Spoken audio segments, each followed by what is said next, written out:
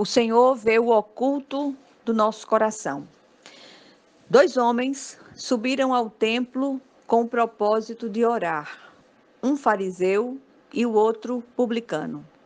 O fariseu, posto em pé, orava de si para si mesmo desta forma: Ó Deus, graças te dou, porque não sou como os demais homens, roubadores, injustos e adúlteros, nem ainda como este publicano.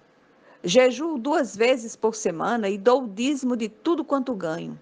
O publicano, estando em pé, longe, não ousava nem ainda levantar os olhos ao céu, mas batia no peito, dizendo: Ó Deus, sê propício a mim, pecador. Digo-vos que este desceu justificado para a sua casa, e não aquele, porque todo o que se exalta será humilhado, mas o que se humilha será exaltado. Lucas 18, 10 a 14. O texto que lemos, embora esteja no contexto de oração, Jesus parece fazer uma pausa para apresentar a postura agradável a Deus. O texto foca em 2 homens que entraram no templo a fim de orar: o fariseu, o religioso, e o publicano, o pecador. Se observarmos bem, veremos que aqueles 2 homens são figuras representativas de 2 tipos de posturas espirituais no meio da igreja em todos os tempos.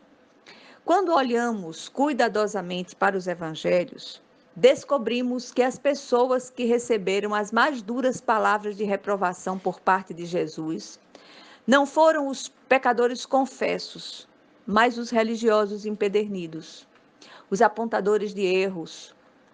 Os que se achavam muito justos e muito piedosos, esses foram chamados de sepulcros caiados, pois apenas ostentavam uma aparência exterior de pureza, mas por dentro eram só podridão e rapina.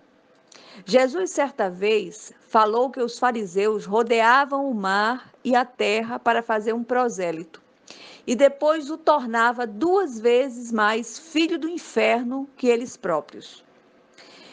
Estamos em tempo de passar a limpo a nossa própria caminhada como filhos de Deus. Por isso, gostaria de convidá-los a meditar um pouco sobre a nossa própria postura e responsabilidade, tanto como igreja, quanto individualmente, como crentes professos. Será que temos compreendido que tudo que alcançamos do Senhor até agora foi por pura graça dele e não por obras meritórias nossas? Muito bem. Jesus, durante os seus dias de caminhada sobre a terra, já havia falado sobre este assunto exaustivamente. Ele não veio para os que se consideram sãos, justos e perfeitos por suas próprias obras, mas para os doentes, os coxos, os cegos, leprosos, os desgarrados, os rejeitados, os deformados e endemoniados de todos os tempos. Ele não veio para os sãos, mas para os doentes. Encontramos aqui 2 personagens representativos de 2 posturas espirituais, como já fora dito. Com qual dos 2 nos identificamos? Primeiro, o fariseu, um religioso de exterioridade e enganado acerca de si mesmo. O segundo, o publicano, um pecador arrependido e profundamente consciente do seu estado de miséria. Ao longo do seu ministério público, Jesus condenou a hipocrisia, o auto-engano e a religiosidade de fachada dos fariseus. Ele jamais perdeu uma oportunidade de confrontá-los. O Senhor os descreveu como guias cegos, serpentes, sepulcros caiados, raça de víboras e hipócritas. Duras palavras para os que se achavam puros e justos espiritualmente.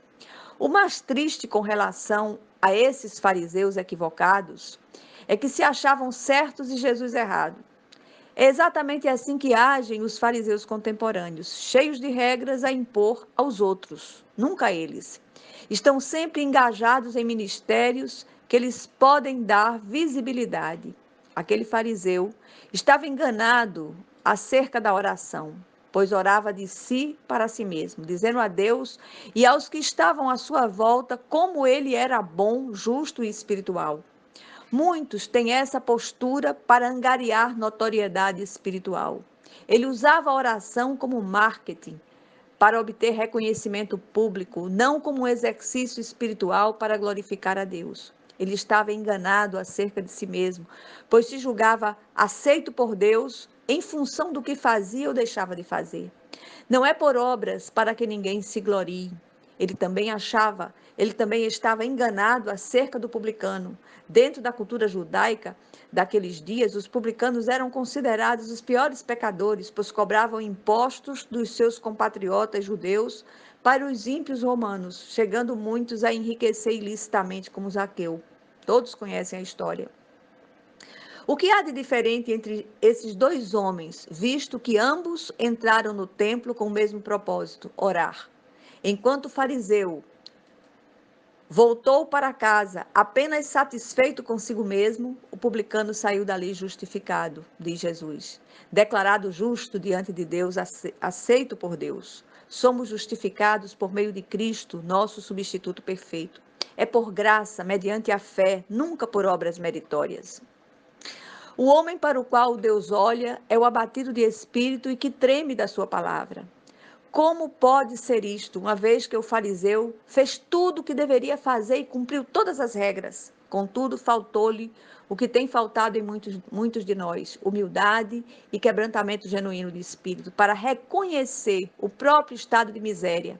Somos eternos devedores de Deus, pecadores, justificados pela graça salvadora, mas ainda pecadores. Note que o publicano batia no peito com frequência, pois sabia onde estava a raiz dos seus problemas. É do interior do homem que procedem os maus desígnios, as inclinações malignas. E por isso clamava pela misericórdia de Deus. O brado daquele publicano deve ecoar hoje em nossos ouvidos e precisamos fazer coro com ele, dizendo: ó Deus, sê propício a mim, pecador, e não permita que eu continue andando do mesmo jeito. Enquanto o orgulho daquele fariseu o condenou, a fé humilde do publicano o salvou. E este saiu dali justificado, aceito por Deus. O evangelho da graça anunciado por Jesus Cristo e desvirtuado pelos fariseus dos nossos dias é para você e para mim, que temos ficado cansados e desencorajados ao longo do caminho. A cada um de nós, o Senhor diz hoje: coragem, ainda há estrada a percorrer e almas a resgatar. Nenhum de nós está pronto, do contrário, não estaríamos mais aqui.